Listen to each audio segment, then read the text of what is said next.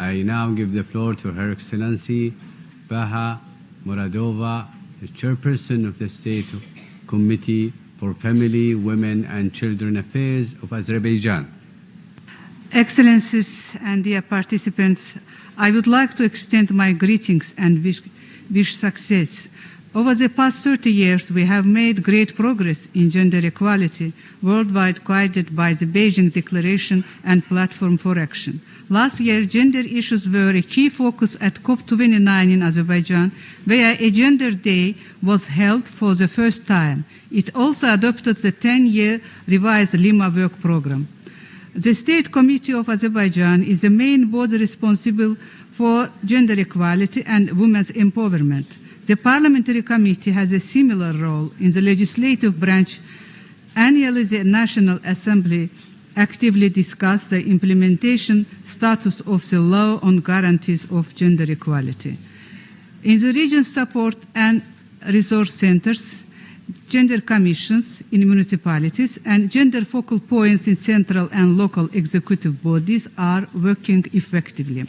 Thanks to the coordinated efforts of institutional and civil society organizations, notable progress were made in protecting women's rights.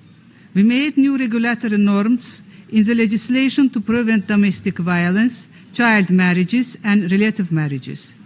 Relevant monitoring and coordination groups were established under the local executive authorities coordinated by the committee.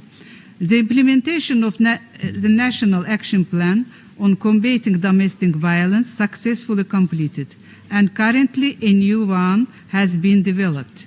The draft of the National Action Plan on Gender Equality has also been updated.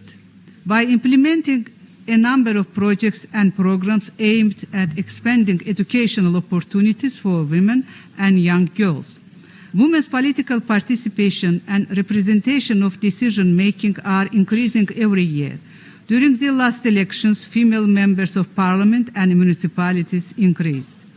Elevating the number of women in decision-making is an important step, but achieving true gender equality requires active involvement from them to participate in gender-sensitive reforms for more effective implementation of gender equality.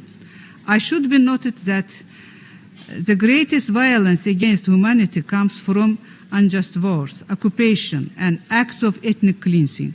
We have also suffered the most from these scourges. Also now, Azerbaijan has restored its territorial integrity and sovereignty. The devastating results of the decades-long occupation continue to impact our civilians. Among them is the fate of about 4,000 missing citizens of Azerbaijan, including 75 children and 116 women. At the same time, mine contamination of the liberated territories hinders the reconstruction and rehabilitation works there and slows the return of IDPs to their homes. Since 2020, almost 400 people have become victims of landmine explosions, either being killed or injured.